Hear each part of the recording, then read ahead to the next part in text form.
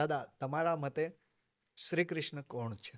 મારા મતે કૃષ્ણ એ છે જે તમને વટલાવ્યા વગર વહાલ કરે ને એ કૃષ્ણ. શબ્દ પકડજો. વટલાવ્યા વગર વાલ કરે વહાલ કરે એ કૃષ્ણ, એ કૃષ્ણ. તમે જેવા છો એવા સ્વીકારે. એવા સ્વીકારે એ કૃષ્ણ. અજા મીલ ગજ ગણિકા તારી તમે અધમ ઉદાહરણ એ વારે એ કૃષ્ણ છે.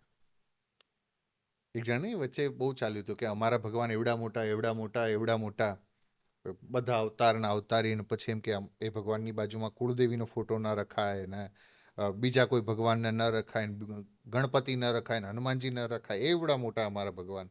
એટલે આવું એક વ્યક્તિ મને મળ્યું. એટલે મેં કીધું કે અમારો કનૈયો એવડો નાનો એવડો નાનો એવડો નાનો તુલસીના પાંદડે તો લઈ જાય.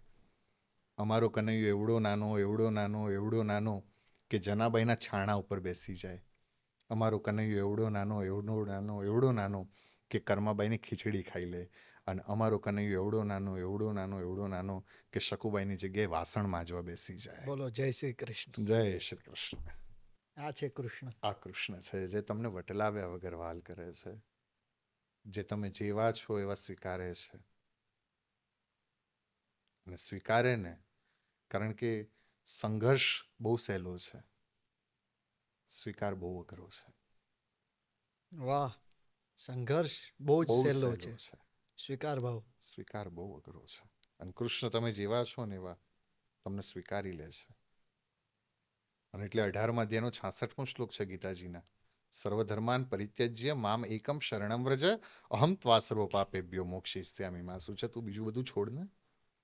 જો ગીતાને તમે બહુ ધ્યાનથી ભગવદ્ ગીતાને વાંચો ને તો કર્મ શું બતાવી દીધું, જ્ઞાન શું કહેવાય બતાવી દીધું, સંચિત કર્મ શું હતું બતાવી દીધું, વૈરાગ્ય શું એ બતાવી દીધું, આમ કરવું જોઈએ ને આમ ન કરવું જોઈએ, આ યોગ કહેવાય ને આ ધ્યાન કહેવાય, બધું બતાવી દીધું. અને પછી છેલ્લે 18મા અધ્યાયમાં 66મા શ્લોકમાં ભગવાન પોતાના, હું એમ કહું છું કે કૃષ્ણ પોતાના સ્વભાવ ઉપર આવી ગયા કે સર્વધર્માન પરિત્યજ્ય મામ એકમ શરણમ વ્રજ, બીજું બધું છોડ ને અહીં આવી જા. અહમ ત્વા સર્વ પાપેભ્યો મોક્ષયિષ્યામિ મા શું છે હું તારા બધા પાપને દૂર કરી નાખીશ અને મોક્ષ આપીશ, હું ખાતરી આપું છું. કૃષ્ણ છે. તો તમારા મતે રાધાજી કોણ છે?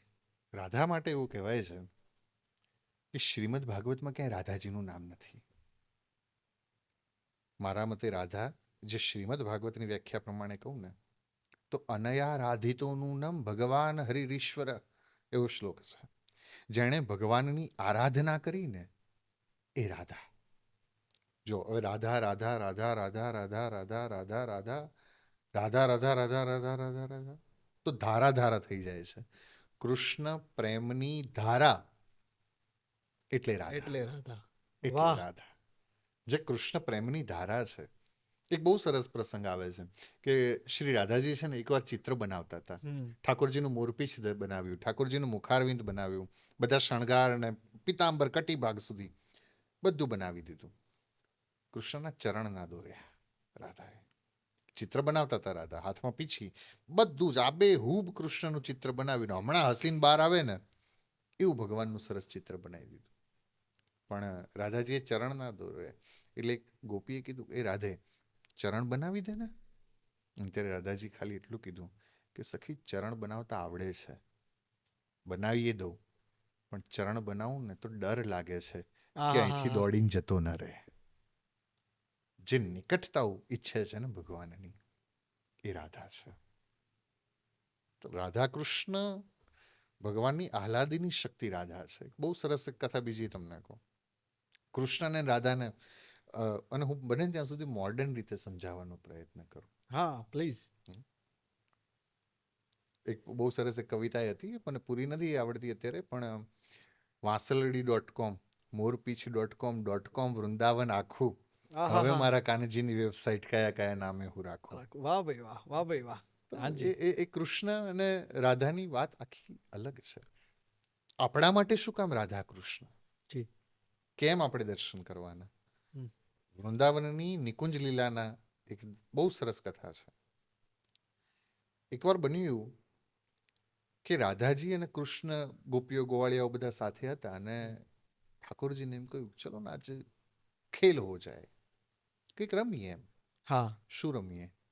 કે સંતા કુકડી રમીએ. સંતા કુકડી રમી. હવે શું થયું?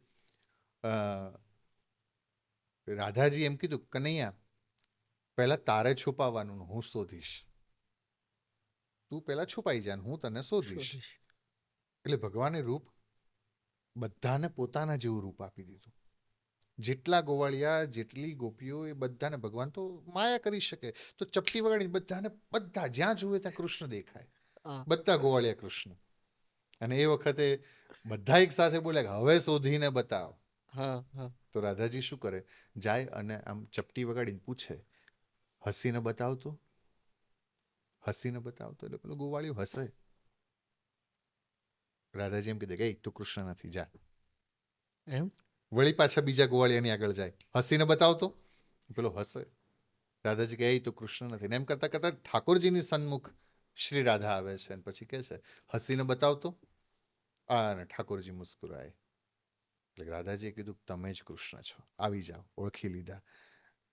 માયા જતી રહી, બધા ગોવાળિયા મૂળ રૂપમાં આવ્યા. પછી રાધાજીને પૂછ્યું તમે ઓળખ્યા કેવી રીતે? એટલે વખતે રાધાજીએ જવાબ આપ્યો, કૃષ્ણ જેવું રૂપ લેવું સહેલું છે, પણ કૃષ્ણ જેવું હસવું બહુ અઘરું છે.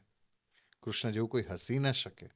રૂપ તો હું તમે મુગટ તોય કૃષ્ણ જેવું એ સ્વરૂપ તો દેખાય, પણ એના જેવું માધુર્ય, અધરમ મધુરમ વદનમ મધુરમ, એના જેવું માધુર્ય કોઈ ના આપી શકે. હવે રાધાજીએ છુપાવવાનું. તો રાધાજીએ શું કર્યું?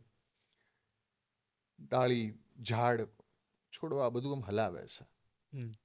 પાંદડા, સૂકા પાંદડા, લીલા પાંદડા, કળીઓ, કરમાયેલા પુષ્પ, ખીલેલા પુષ્પ, બધું ભેગું ને ઢગલીઓ થાય. વન હતું.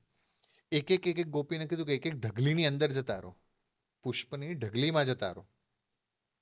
અને એમાં રાધાજી એક ઢગલીમાં છુપાઈ ગયા. અને પછી કહે છે કે હવે શોધો. અને કૃષ્ણે હવે શોધવાનું હતું કે કઈ ઢગલીમાં રાધા છે. એક એક ઢગલી આગળ ભગવાન આવીને ઉભા રહીને પછી આગળ જ્યાં રાધાજી હતા ને ત્યાં આવીને ભગવાને કીધું કે રાધે તમે આ ઢગલીમાં છો, બહાર આવતા રહો. રાધે તમે અહીંયા જ છો, આવી જાઓ. રાધાજી બહાર આવ્યા એટલે ગોપીએ પૂછ્યું કે અહીંયા આ ઢગલીમાં રાધા છે એવું તમને કેવી રીતે ખબર પડી? હા. ઓળખ્યા કેવી રીતે? ઢગલી તો બધી એક જેવી લાગતી હતી. હા. અને ત્યારે ભગવાને કીધું કે બીજી ગોપીઓ હતી ને ત્યાં સૂકા પાંદડા હતા, લીલા પાંદડા હતા, કળીઓ હતી, કરમાયેલા પુષ્પ હતા, ખીલેલા પુષ્પ હતા. પણ રાધા જ્યાં હોય ને ત્યાં કોઈને કરમાયેલાય ન રહેવા દે અને કોઈને સુકાય ન રહેવા દે.